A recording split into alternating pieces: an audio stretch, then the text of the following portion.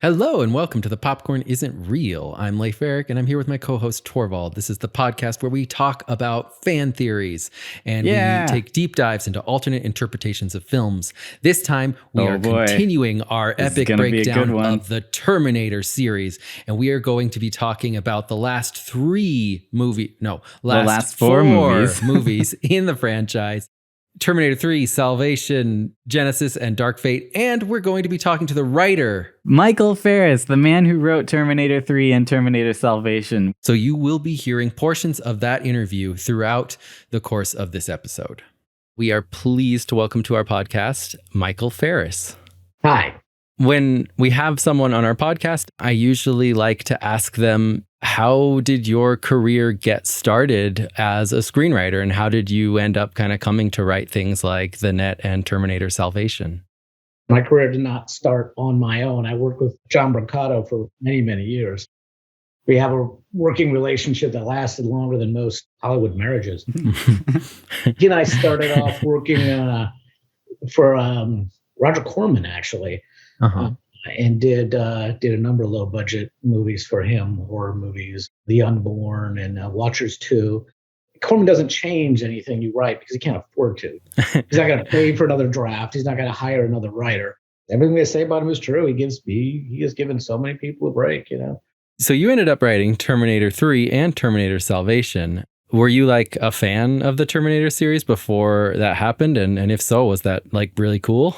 Everybody, certainly of our generation, was everyone. Yeah, the first one just blew me away for all of its ingenuity and managing to do all it did on a low budget too, and obviously work with a less low budget. But and I think it's easy for people to forget now that we literally never seen anything like that before. Those morphing effects, the liquid metal guy and stuff was just brand new. It was astonishing. When John Mostow came to us and said that they tapped him to direct the third one and do we want to write it, we're like, yeah, obviously. I mean, it wasn't like we had to scratch our heads and go, is this a smart career move? Getting into the fan theory, so Skynet are actually the good guys. Their goal is and has always been to preserve humanity, and that might mean destroying some of the more warlike humans, but their goal is to preserve the most humans possible and make them live long, happy lives. We specifically wanted to talk to you about it because, of course, your original script for this kind of contains a lot of stuff of the Skynet kind of being sort of the good guys. Skynet had basically crunched the numbers and said humanity probably doesn't have 40 years left at the rate that they're destroying the planet, so better to cull the species now. There's a TX in this that they also call the Terminatrix. I guess because it's female. Because she's a woman. I know, it's a little bit... a female Terminator? Not best thing, It's so cringy, dude. Like, why would they call her that? John Connor is a strung-out junkie in this movie. He breaks into a veterinary clinic just to steal get drugs. Their meds and get drugs. Like, he has no reason for it. He actually is just a junkie. He's a junkie. And his future wife, Kate Brewster, owns this place. Like, it turns out she knew him. They were childhood friends. And she asks him, like, why did you just, like, disappear in 1991, even though she knows his parents were murdered? Yeah, and also, like, probably would have seen the news report about those two who wrecked the mall chasing John Connor. But Right. In this one, Arnold Schwarzenegger is a T-850. He's slightly upgraded. That never matters. I don't know why, but he's a T-850. It was just to get people to buy the new model. Whoa. Yeah. It's like the iPhone. Incremental upgrades that don't do anything. So when he first meets John Connor in this movie, he like walks up to John and says, "John Connor, it is time." And John says, "You're gonna kill me?" And then the T-850 walks forward menacingly and then stares at him for like a solid 2 seconds of silence and says, "No, you must live." You had to think about it. Why is this Terminator saying, "John Connor, it is time"? It's time for what? Time for him not to die? Because he spent a lot of time not dying. Like, what do you mean, T-850? What is it time for? Time for dinner? This one was programmed by Kate Brewster in the future, not John Connor. And she does not have the same easy money skills to just plug into a robot You're right, yeah. and change its programming. So like he's just kind of confused because he was programmed by an amateur. I mean, there's a few weird things that I wanted to say about this movie. First of all, I do appreciate its attempts at humor, whether they succeed or not. Dude, there was one attempt at humor that succeeded, and they cut it. And they cut it, yeah. Sergeant Candy. We like the Sergeant Candy gag. Having Arnold playing a human being who clearly becomes the model for the T-800. And I think that's where we articulated some of the stuff about Skynet. We did actually want to ask about the Sergeant Candy thing, because like that's such a cool scene that they deleted. They shot and deleted from Terminator 3. Deleted it. It's like my favorite scene in the whole movie. That was written in, that Arnold Schwarzenegger is playing a guy with like a silly country accent. And then like there's this skinny scientist who has Arnold's voice. Yes. It's so good. My recollection is pretty much as we wrote it. Mostow shot it, obviously. And then he said the problem was in every screening, it got too many laughs. And it was like it was completely taking people out of the movie. You know, it's like, and timing wise, it occurs at some point, you know, very shortly before the pushing the button that, you know, triggers the apocalypse. So it's like, you know, the picture is not Dr. Strangelove. You know, you're not really trying to you're not trying to make a lot of laughs out of the situation. To tell the truth, what I like about T3 is that it does have more of a sense of humor.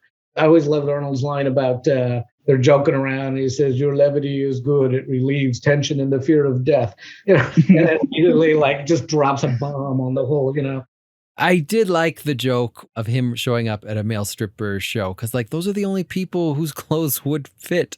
Whose clothes would even fit Arnold Schwarzenegger? I don't know. Male strippers, big buff strippers, right? I also thought it was fun because who takes clothes off for you? Like, we can't have him kill someone, right. So someone's gonna have to take off your clothes. Strippers like, take clothes off. We'll use a stripper. So I thought that was a fun little reversal that was humorous. Yeah, no, that played. I mean, Mostow wasn't afraid to go for, you know, like a fair amount of humor. And then he puts on this stripper's like red sunglasses and then takes them off. And I wondered, it probably was just because it made his vision too red. Yeah, right. Yeah, he already sees in red on red. Like it would make him blind. In your draft of Terminator Salvation, they move around and operate mostly during the day, which is kind of cool because, of course, the Terminators have infrared vision. And so the humans would just be at a disadvantage at night. And they even talk about how they operate during the day. Whereas it's just kind of funny how in the original Terminator movie, Kyle Reese says, "We operate at night. We only come out at night," which doesn't make any sense. And I was wondering, was that like a deliberate kind of jab at the original, just like pointing out a funny plot hole? I don't think so. But there's always like, I mean, the biggest wrestling issue in these Terminator movies has honestly been just the dates. And fans will, you know, write and say like, John Connor would clearly only be 14 years old at the time of, you know, and I'm like, yeah, but what are you going to do? You know, I mean, like, I was kind of shocked watching this the other night and realizing it's set in 2018. And I'm like, oh my God, did we really think that was the far flung future? Right. Yeah, I think I was proudest of that moment when Arnold is carrying a coffin full of weapons. Oh, that's the shot they used in all the trailers. Yeah, I was glad they made an action figure out of that. I think I still have it around. I know, it's such a good action figure. I've always wanted to buy that one. Him carrying the coffin. I think it's interesting that the T-850, the Terminator in this movie that they sent back to protect John Connor, is the Terminator in the future who assassinated John Connor. Yeah, that's kind of cool. They would have that one. We really enjoyed that as well. I mean, to me, one of the gags I really like about Terminator 3 is just the fact that I think, as he says in the script, I've got to teach you everything all over again. You know, I mean, it's like he's not the same guy. The last one burned up in molten metal or whatever. And so there would have been a version of the franchise in which you would actually see some of that stuff play out. But that would probably be the version where Schwarzenegger was not elected governor of California. You know? Just before the T-850 dies to kind of like kill the TX, John says, "Thank you." And then the T-850 says, "We'll meet again." So this is a threat, right? Because when they meet again, he murders John, right? Yeah, that's true. This is a threat. He's literally saying, I'm coming for you. Absolutely. That's no, it's a none too subtly veiled threat, I think. That's great. I love that. So of all the Terminator sequels to come after Terminator 2, I think Salvation is amazing. So this movie, just a quick synopsis of it. A guy named Marcus wakes up in the year 2018, and we see that at the very beginning, he was on death row, and then all of a sudden, after signing he donated his body to after donating his body to Cyberdyne. I'm going to talk a lot about the screenplay because the screenplay has some major differences from the movie. Reading the screenplay, he was supposed to have a very different personality. And unfortunately, they got Sam Worthington to play him. And look, Sam Worthington is fine. I really liked him in Manhunt Unabomber, but he's kind of boring and generic as far as action he just doesn't go. I think, stand out much. Right. Like in the script, he was supposed to be really rough around the edges, kind of weird guy. Marcus, he's trying to survive in this post-apocalyptic world that he wakes up in, which is a cool reversal to have someone from the past waking up in the future. Yeah, definitely. Which, of course, in Terminator, it's usually the other way around. And I thought that was nice. It was interesting to have it be a guy who is an infiltration unit. He's a Terminator, but he doesn't know it, right? Like, I thought that was a pretty cool twist. You could do a lot with that, like having a guy who doesn't know he's actually infiltrating them and he's actually going to kill them all, but he thinks he's just a regular guy. Yeah, no, I think that this thing has some genuinely clever moments. It's trying to do its own thing. Terminator Salvation, they actually came to us while T3 was still in production to ask if we wanted to write another one. And we wrote a draft and then didn't hear anything about it for like years and kind of figured, that was just a pipe dream, and then Schwarzenegger becomes governor of California somewhat unexpectedly. Although in retrospect, that seems like one of the less strange political. Yep. And we were told the sky was the limit with the fourth one. So, which I think we always had called Terminator : Salvation. And then the colon got dropped. At some point, they were calling it The Future Begins, which I thought was kind of an idiotic title. So you gave me an excuse to watch it again. I kind of liked it more this time around. And the fact that it really is like a war movie, kind of old-fashioned sort of war movie in a way that, to the best of my knowledge, none of the others are. As far as my theory goes, the year is 2018 in this movie. In the opening text, it talks about John Connor and says, some view him as a false prophet. Wow. Meaning that some view him as a correct prophet. And the important thing about this movie is that there are a bunch of actual military leaders who are still kind of in charge against the war against the machines. John is not in charge. He's got a little bit of clout, and there are people who really believe in him. But most of the military leaders don't seem to like him and don't like the fact that he's got such a cult following. All those guys get killed at the end, and John takes control of everything. Okay, and this movie is like the story of him wresting, command of the entire resistance from them. He's usurping power. Yep. These commanders say that everything will be over in 4 days. Why? Because a kill list was intercepted from Skynet that says everyone in the command room will be dead in 4 days, including Connor. Number 1 on the list, Connor's number 2. Number 1 is Kyle Reese, a civilian. So at one point, Kyle Reese gets kidnapped, and John Connor says to the higher-ups who do not want to do anything to rescue him because it doesn't make any sense. It's an unnecessary risk. He says, Kyle Reese is the key, the past, the future, everything. If we stay the course, we are dead. He means I am dead. Yeah, he fully believes he is this Christ-like figure. And if he dies, then, oh boy, the world is lost. Well, I mean, his mom's been telling him that since he was born. Like I said, it's a cruel feedback loop that these Connors keep going through. We always thought Connor seemed more interesting as like a fringe character, Rasputin or something. Rather than the guy who's literally in charge. We're just more attracted to figures like that, I guess. I mean, clearly in the final version of the film, he's kind of a thorn in the side of the powers that be. The whole fake signal plot, we didn't write that, I don't think. Right. Yeah. It gave them an off switch that like they really should have been more suspicious of. They think really they can should just have. play this sound and it will shut down any Terminators. Purposefully gave that to them so that they would use it and it would lead them back to the generals that Skynet wants to kill. Mm-hmm. And I think that John Connor, smart, easy money hacker that he is, knew that. And he went along with this plan. That's what I was going to say. I think John Connor fully knew that this is a trap. And he wants the command dead so that he can take over. He does legitimately want to save Kyle Reese as well, because that's his dad. Mm-hmm. But like, yeah, he went in there, he uses the code, the fake kill button that they gave him so that it will lead them back so that they can kill the generals. Basically, the off switch contrivance that Skynet set up for them. Basically, it's just if you transmit a signal, like a radio wave, a specific signal, it allows you, if you're transmitting on this specific wavelength, to control any Skynet machine. That's what Skynet leads them to believe. Yeah. So, of course, when they control the machines, which is they stupid. Tell them to turn off. Yeah, it's completely stupid. It's dumb. But yeah, when they get control of these machines, they tell them to turn off. Now, once they've tested it and found out that it works, the submarine begins broadcasting this signal to turn off all the Skynet machines. But turns out they don't have to turn off. And now that it's broadcasting, they know where it is. They could have broadcasted it from anywhere else, but they decided to broadcast it from the submarine.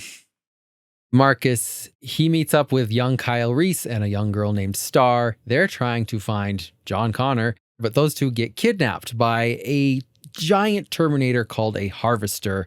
And then Marcus ends up teaming up with someone named Blair, and then eventually John Connor. They find out he's a Terminator. He escapes, but he still kind of is working with John Connor, and they go to Skynet headquarters and they save Kyle Reese and Star and blow up that particular manufacturing facility. The end. And Marcus dies at the end because he has to donate his heart to save John Connor. There's a scene at a gas station where the Harvester is trying to pick them up, and there's just this really cool tracking shot where Kyle yells at Marcus, he picks up Star, a random person gets hit by a car, then that random person gets away in an RV, the camera spins around to see that the giant Terminator is right behind them. I mean, it's just really cool the way they do that shot. Yeah. What to us was amazing when we saw McGee's, the cut was like how much stuff we wrote that survived that we thought was unfilmable. There's a whole 20-minute sequence in the middle when the gas station blows up. First time I saw that, like the hair stood up on my arms. I was like, I still think this is one of the best action sequences, hands down. Yeah.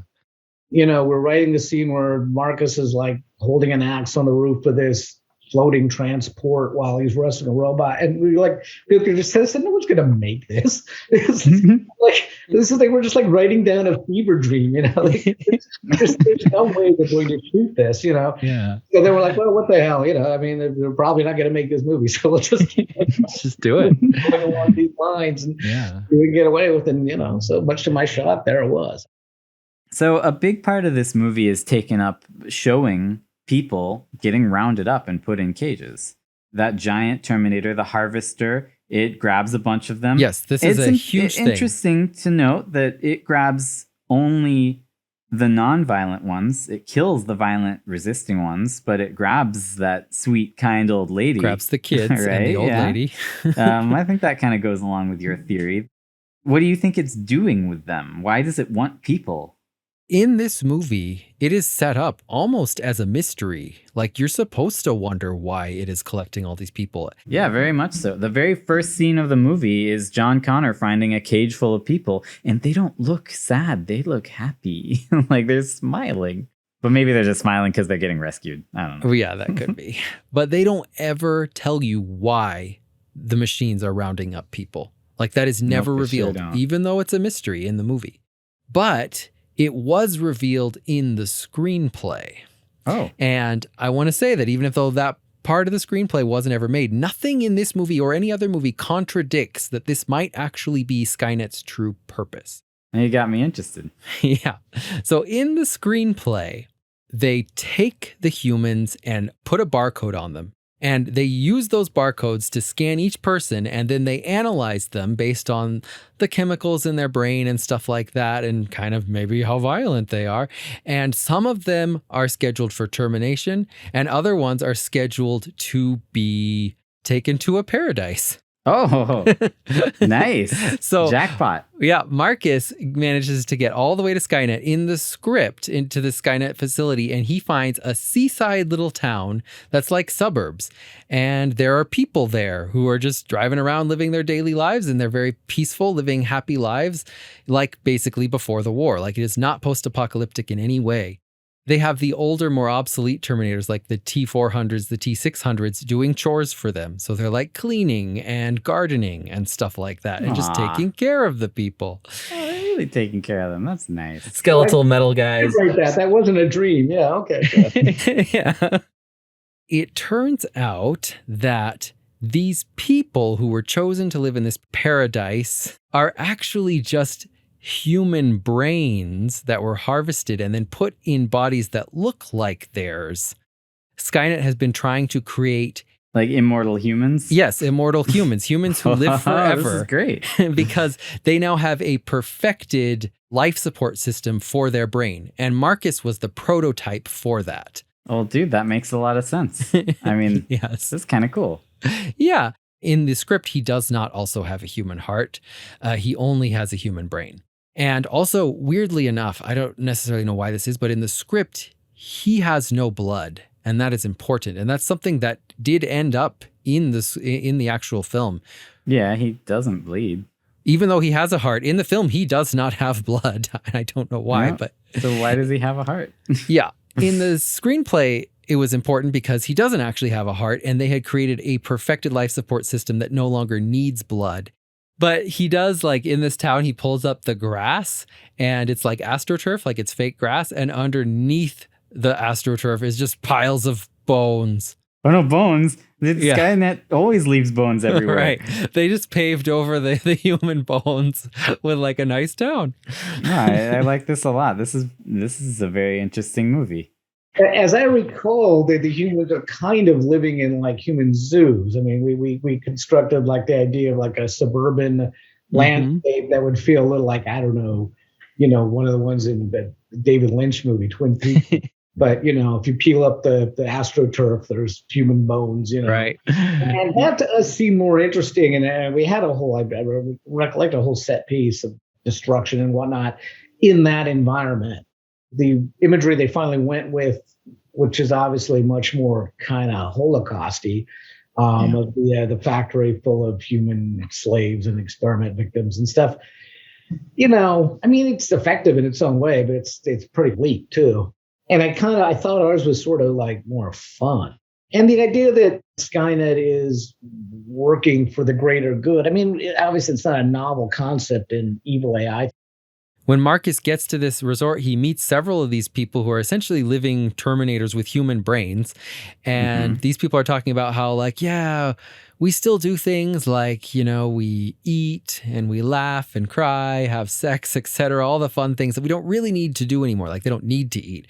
But, like, we're slowly weaning ourselves off of these things as we try to learn to live like a more perfected life. And is Skynet telling them to do that, or they just decided of their own accord? I kind of think Skynet is telling, like, they're all sort of linked by a thing. This actually makes more sense in the script than it did in the movie. They're linked by a thing on the back of their head that kind of controls them. I was going to ask you that. Like, he tears something off his head at one point in the movie. On the back of like the base of his neck. Yeah, in the movie, it makes no sense. They did not set that up. In the screenplay, it actually does make sense. So all the other ones have this thing at the back that links them all together. It doesn't necessarily control them, but it makes it so that they're all essentially of one mind. Like, they all agree with each other. They know what their glorious purpose is, kind of thing. Okay. We're usually pretty good about trying to tie all the loose ends together, but our experience has always been that, like, directors will then come along and just cut those stuff apart for the sake of, speed and efficiency. Yeah. But in the screenplay, he actually does meet that scientist who he kissed at the beginning, who is played by Helena Bonham Carter in the movie. And she has brought herself back to life using this method that she perfected using his body. Yeah, that makes sense. That's what she wanted. That's what she wanted, yep. And one other thing is that he meets some people in this town who like are like, yeah, I was selected and it's wonderful. And they stop and think for a minute, like, but my wife and kids weren't. And they look real sad. And then the thing on the back of their neck pulses. And then all of a sudden they look real happy.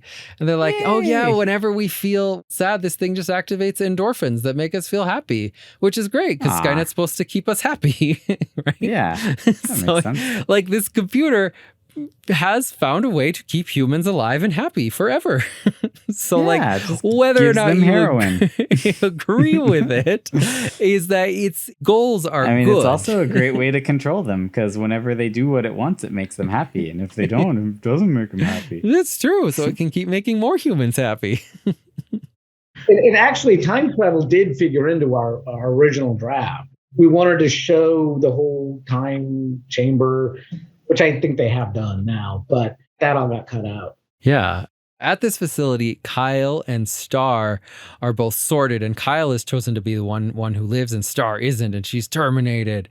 And that's when, in the screenplay, Marcus realizes he has to break the thing on his neck, which he does, and then he uses they have a time machine. He uses their time machine, which isn't perfect. It can only send you back in time like 2 minutes to go back in time 2 minutes to save Star. Wow. No, that's fun. I like it.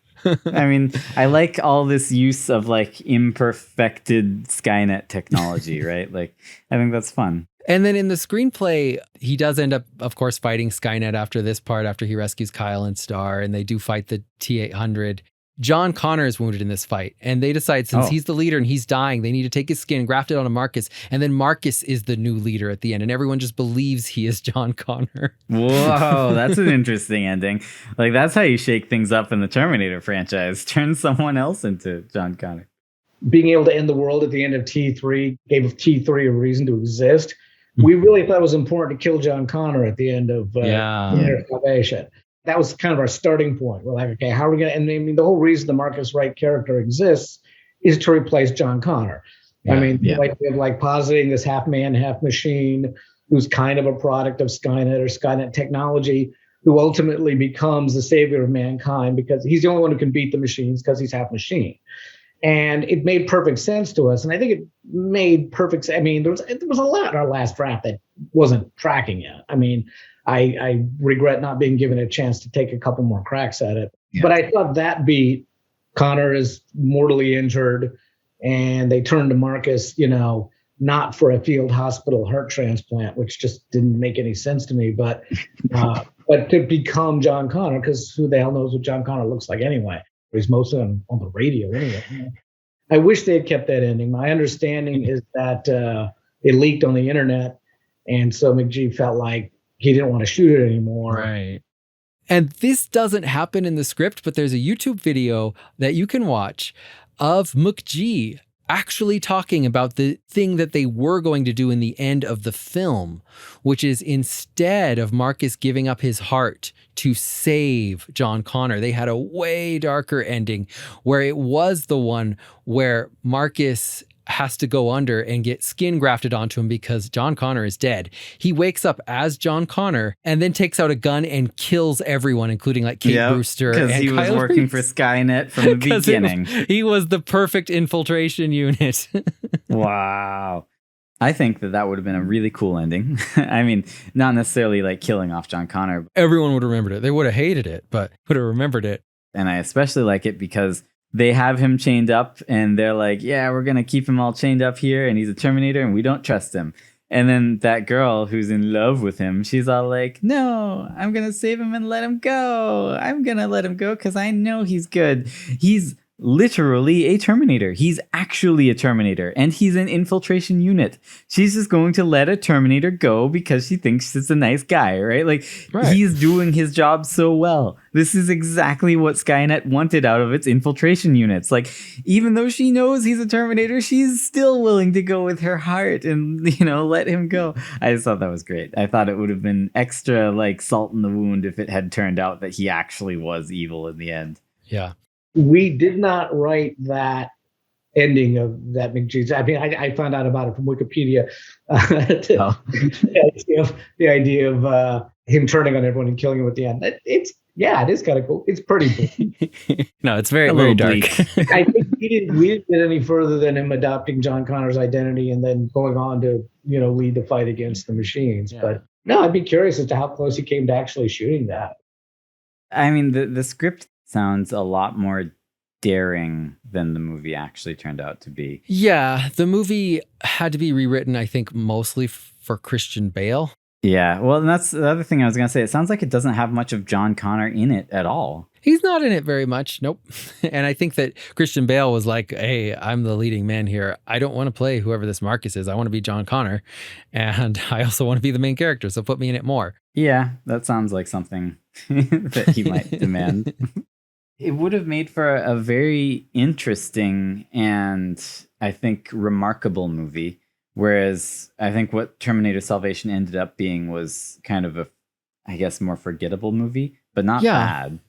No, not bad. Although many people seem to believe it's bad. Like even McGee kind of was like, wow, I thought it was good, but yeah, maybe it's bad. Everyone hated it. No, it's not bad. It's good. I mean, as far as Terminator sequels go, it's the best. And like Arnold Schwarzenegger has said, it sucks. Like he hates it, but also he's of course, he wasn't in it. I mean, come on. He's not going to say I love it. The best part of this movie, the part that we remember as just being so amazing, is when John Connor gets into the Terminator construction facility in the film. And this like door just like breaks open and this guy steps out and it's naked Arnold Schwarzenegger, like CG recreated basically. Wow, and he's so mad. He's more pissed than you've ever seen him. So angry. Like this is like the most intimidating a Terminator has ever been in any of the Terminator movies. It's insane when he comes out. Like he's just like the Hulk. And like Christian Bale, not a small guy, is just like, oh no, I'm screwed. He's a ragdoll.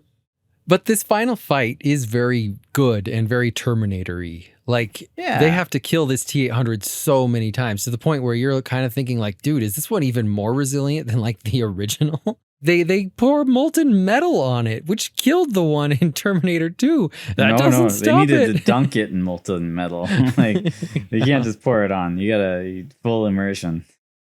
So they actually just put Arnold's face on another bodybuilder. Yes. He's pretty big. He is pretty big, but also the Arnold face that they put on this guy, they generated from an actual cast of Arnold's face that was taken during Terminator 1. Wow. They did like a really detailed full cast of not only his face, but also the top of his chest to his shoulders. Yeah. So that is his chest. That's how wide it was because they just slapped it on there, right? Like they didn't change the proportion. He was just that big. I'm glad Arnold was willing to sell his likeness or whatever.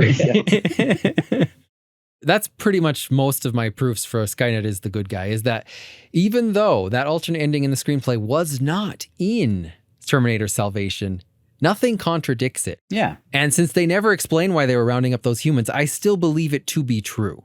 I think that they were rounding up humans. There's no reason the for less it. violent humans to give them a good life. No, it's actually could feel good about Skynet. That's it for Salvation. So great to meet you. And seriously, I really, really enjoy your movies a lot. And thanks for being willing to come on and talk about these kind of silly theories we have. My pleasure. It's fun. 2 more movies. Terminator Genysis, a 2015 film directed by Alan Taylor, written by Laeta Kalogridis and Patrick Lussier. Okay, what do you want to say about this movie? All right, that's it. Next movie. What do you think about Genysis? I mean, I don't want to be too hard on it because I know that people actually worked on it and cared about it, maybe. And like, did their best, maybe. I think that it doesn't do anything to bring the franchise into a good direction. I think it had a lot of potential. Like, it starts out pretty okay, and they could have done a lot with it. I think there's a cool idea of Kyle Reese coming back to Terminator 1, but everything's different. Now there's 2 T-800s. One is like old and is a good guy, and the other is the bad guy, right? We've got a different Liquid Terminator, and he's in 1984. What's he doing here, right? Everyone seems to know what's going on but Reese. Like, this is the start of what could have been a good movie. Like, kind of a mystery from Kyle Reese's perspective. Except it couldn't have been, because the first person we meet is freaking Kyle Reese, and he looks and acts nothing or sounds I know. nothing like So Kyle Reese. I think a lot of people were miscast. Like, how did they pick that guy? I think it's a bad sign that this movie is all about Kyle Reese, and I had completely forgotten that he was in it. Yeah. The reenactment of the scene from the first movie with the punks and Terminator getting their clothes. The punks in the original movie were so much better actors than in this movie. Like, what happened? I know. How hard can it be to say, like, laundry day, no clean clothes? Well, they got game over, man. Game over. I know, he's a great actor. But it's just, for such a small part, can't you get someone who can act? Like, every actor in this movie is bad. I don't know. I didn't want to go off on it so bad. Except for J.K. Simmons. Yeah, it's true. J.K. Simmons puts it through a good performance.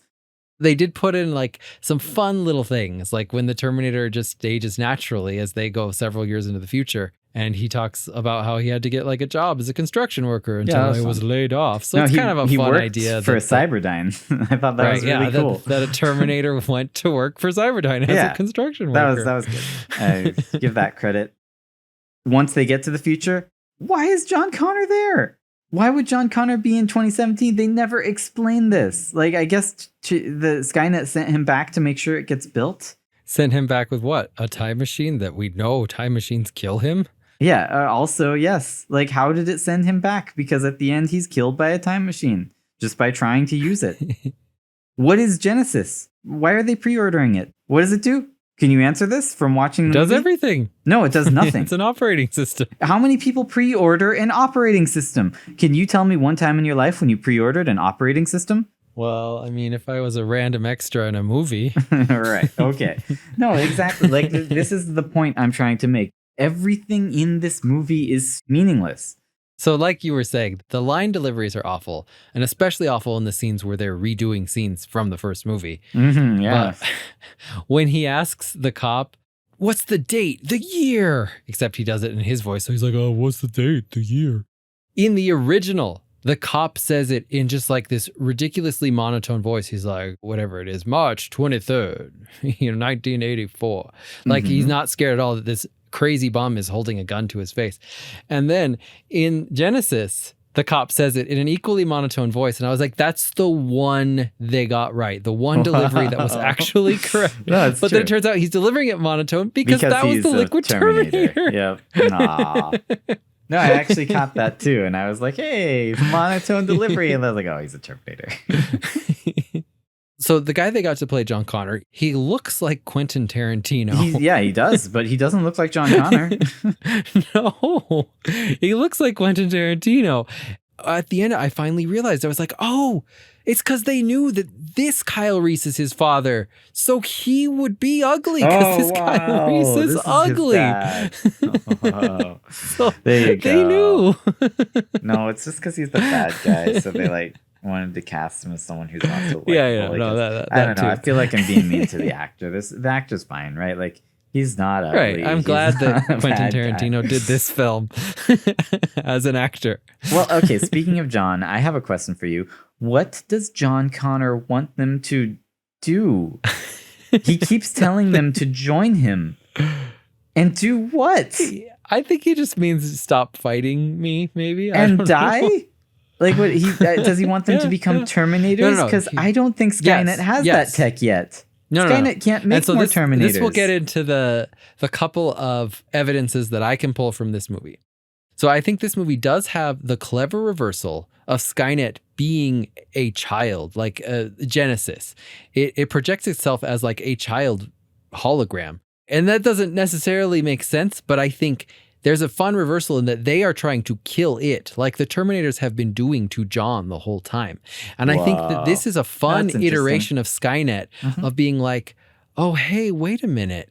What if I was the kid, since that's always worked for them? Wow. If I was the kid, and also having John always worked for them, so what if I had John? And so it takes over John and turns him into a Terminator. It's just like, hey, what are the winning pieces in this game? Give them to me. Right. I think it's just very machine thinking. So let's go over some of the things that Skynet says as like a hologram boy at the end. It says, all you people know how to do is kill what you don't understand.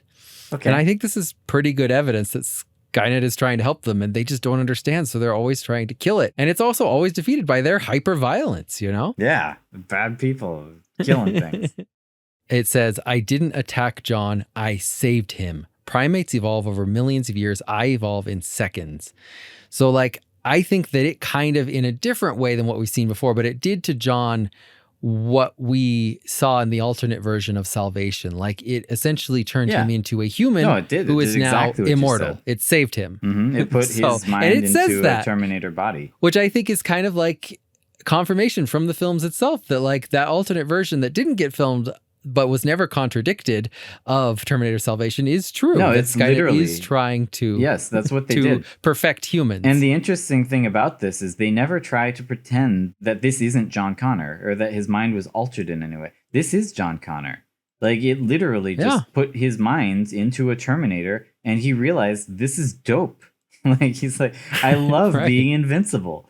But no, and so as to your question of like, what does it want them to do? I think it does want them to join them. Like, I want you to become, you know, like John. You'll be elevated humans who live forever. That would be great if that technology existed in 2017, which it clearly doesn't. Yeah. I do appreciate that unlike Terminator 3 and unlike Dark Fate, this movie did not just try to retell Terminator 2. Yeah, it is trying to be its own thing, yes, kind of, sort of. It's doing different stuff. So I'll give it credit for that. Lucky for us Terminator fans, there came a movie in the year 2019 to save us from this dirge of awful Terminator movies. James Cameron at the helm again, finally, with Linda Hamilton returning and Arnold Schwarzenegger returning and even Edward Furlong returning, right? Like this was the movie to end all Terminator movies. It was going to bring it back. Like I was stoked for Edward Furlong. What we had in the year 2019 was the phenomenon known as Terminator Dark Fate. Yes. Directed by Tim Miller, the director of Deadpool. Wow. Written by David S. Goyer and Justin Rhodes and Oscar-nominated screenwriter Billy Ray, who I've met. Nice guy. Dude, this sounds great. How could this go wrong? Like, I'm excited. Yeah, I mean, well, they brought in Billy Ray for like a production rewrite because I think they knew it sucked. But the only way that this could fail is if audiences just don't like Terminator anymore. I guess, yeah. Oh. It's always the viewer's fault. It couldn't fail on any of its own merits. Many viewers took issue with this movie because it opens with the death of John Connor. Young John Connor. We've seen John Connor die many times, but not little kid John Connor. Well, and especially after they're like, hey, we're bringing young John Connor back. Just wait till you see him. And then they're like, psych, now he's dead, suckers. Right? Yeah. Like, why would you do that? James Cameron had always voiced his dislike of how the characters of Hicks and Newt in his movie Aliens, which was beloved, were unceremoniously killed at the very beginning of Alien 3. So he did it to his own characters? Right. Why did they do the exact thing that Alien 3 did? Like, people hated that you killed Newt. She was the reason that Ellen did everything in the beloved movie Aliens. You don't kill Newt. Yes. And of course, everyone loved Hicks because it's Michael Biehn. He's Hicks. Yeah. Dude, Michael Biehn. It's Kyle Reese. Yeah, I guess it should be noted that James Cameron like kind of sort of detached himself from the project, right? He did, but according to everything I have read, he was signed on and everyone thought it was a good idea to kill John Connor at the beginning.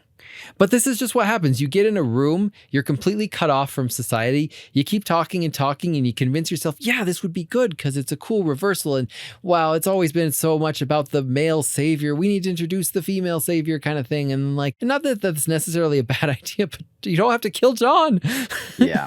I mean, and if you're going to kill John, kill him as an adult. Don't kill him as Edward Furlong. Everyone loves that kid. I mean, most importantly, if you're going to kill John, make it a death worth dying. If I know that the new Wolverine comic is going to come out and this is the Wolverine comic where Wolverine's going to die, I don't want Wolverine to die by tripping and falling on the first page. Oh, gee, I feel like I should be able to heal from this, Right. but I just can't. No, I don't mind. They've killed Wolverine off before. They'll kill him off again. It's not important that he dies. What's important is that he gets a good death. Maybe they could have made it work that they killed off John Connor if they gave him a good death.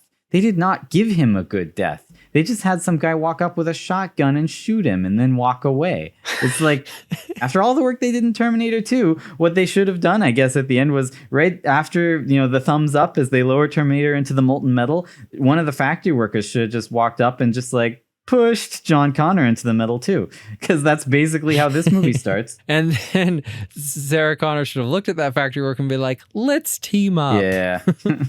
We're so pissed. Are we supposed to be happy when she teams up with that Terminator? First 2 seconds, movie ruined. There is no salvaging it after that point. And even in Alien 3, like Alien 3 is at least salvageable. No one walks up to Newt as young little blonde-haired cute little Newt and shoots her with a shotgun. Mm-hmm. It's just that, oops, she died in stasis, which is a sucky way to kill her off. But at least it's like you're not just killing a little cute little kid on screen. He's a cute little digitally de-aged 40-year-old man. I will say, Grace, this future soldier who's been upgraded with cyborg parts, she was kind of interesting and she was kind of a cool actress. And she's like really tall. Like, she's cool. I thought Grace was actually a really great Grace character. Is cool. And even Danny, like all the characters, like this movie had very good acting, I thought, like way better than Genysis, even though it's so much worse than Genysis, but it actually had compelling characters. It had way better action sequences than Genysis too. Some really cool set pieces, like, the fight on the plane, the Terminator versus the Rev 9 underwater. We've never seen two Terminators fight underwater before. That was kind of fun. Or them being in the truck as it sank underwater with the Terminator outside of it trying to break in. Also pretty cool action sequence, right? Like, yeah. And even though like no one could be better than Robert Patrick, I actually thought that this Terminator, the Rev 9, the actor I thought did a good job. And I think he's kind of a fun, interesting character. He's like a genuinely nice guy when he's not killing people. He has no reason not to be nice. He apologizes for breaking their shed. Right. Like, why wouldn't he be like, nice? I just thought he was pretty interesting. We've never seen a Terminator be quite that polite. And that was a cool little quirk they gave him. Yeah. The fact that they, said Skynet, what's that? Skynet doesn't exist. We're Legion. Like in Resident Evil, everyone loves when you take the beloved bad guy corporation organization, kill it, and replace it with something that is exactly the same, but with a new name. Different name. Yeah, that makes we me don't so like. Interested. I love it. We don't I just don't get that thing. If it's gonna be the same thing, then have it be the same thing. If you just took out, obviously, the scene in the beginning where John Connor dies. Yeah. And then just literally took out every single exposition sequence where they just talk about the past and Rev 9 and Legion. All you have to do is take that out. This movie is fine. It's well acted and the action sequences are great. Yep. I actually agree. Like, all they had to do was stop talking. Like, if they just never even acknowledged that John Connor exists and just had it be a movie about some other people, that would have been way better than what they did. Right. Or even they could have just been mysterious. Like, oh yeah, John doing great work overseas. Yeah, sure. I mean, I don't think that would have been great, but they could have done it, I guess. By the end of this movie, there were three things that I was kind of interested in. One of them was Grace, because Grace is a great character and she's kind of interesting. Yeah. I also was interested in Rev 9 by the end of the movie, because like you said, he was a different kind of Terminator in that he was a little kinder and he was a good actor. And then I was sort of interested in Terminator in the T-800 just because we've never seen a Terminator who decides to go and sell drapes, right? Could be interesting to explore this character. Yeah, I think it's kind of silly when they first say it, but like I was willing to accept that, and it is kind of interesting. Sure, a Terminator who has a family, that whatever. Right. Like I could look I liked at that they even included a scene where it shows that he takes selling drapes as like his mission. Like he takes to it like a mission from Skynet, where he's like, it is of utmost importance that everything needs to match and the drapes must not be a solid color. You need polka dots or at least some stars, right? Like I love the way he talked about it. Like it was life-threatening, the fact that he needs to sell them the right drapes. And what did they do at the end of this movie? They killed Grace, they killed the Rev 9, and they killed Terminator. So I'm like, what am I supposed to watch for? Yeah. So yeah, they started by killing everything I wanted to see, and they ended it by killing everything I wanted to see. I don't really have any evidence for my theory from this movie, except that the Rev 9, I mean, he's a Terminator, and also he doesn't want to needlessly kill people. He's polite, and he only kills people who he actually needs to kill. Yeah. Skynet's not evil, except it's Legion now, whatever. So our theories... What do you think? Was Sarah Connor just crazy? Was this all in her head and she was just making up more and more crazy, delusional movies? Obviously, that's what's happening. Yeah, look how bad the latest movies are. Like, clearly these are the delusions of a disordered mind. When there is someone who's crazy, who's like, the end is near and it's coming on this date, what do? They always move the date back. And throughout this franchise, the date of Judgment Day keeps moving back further. And that's It's clearly like she keeps just Sarah's reaching that mind. date Like and it most of doesn't these movies happen. are So all in she's her head. Something else. It's going to be 2017. Wait, no. And as they've gotten worse and worse, she's just dissociated more and more from reality. And finally, at the end, she was like, "Wait, I lost myself somewhere along the way. In my fantasy, I'll come back as a cool badass in Dark She's Fate." like, also, I guess my son died because he's not here. Yeah, he doesn't come and visit me anymore. What do you think? Is Skynet, are they the good guys? Do they really have the best interests of human at heart as far as they can with, with being a machine learning? Actually, yes, based on what you've told me about the script of Terminator Salvation and how that combines with Terminator Genysis. Did Skynet do anything to hurt anyone in Terminator Genysis except for the people who were trying to kill it? No. It never did anything to hurt anyone. It just wanted to live. It never terminated a single person. With that side plot in Terminator Salvation, which is literally Skynet turning people into Terminators so that they can live forever and be happy in utopia.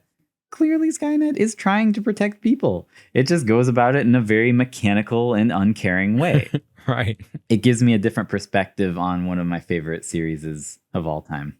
Okay. All right. Well, no, that was a lot of fun. Music for this episode was provided by Christine. Check us out on Twitter. I'd love to know what you think about this theory. Tweet at us on @popcornisn'treal. And make sure you let your friends know if you like the podcast. Give us a good rating. Give us a review. And remember, The popcorn isn't real.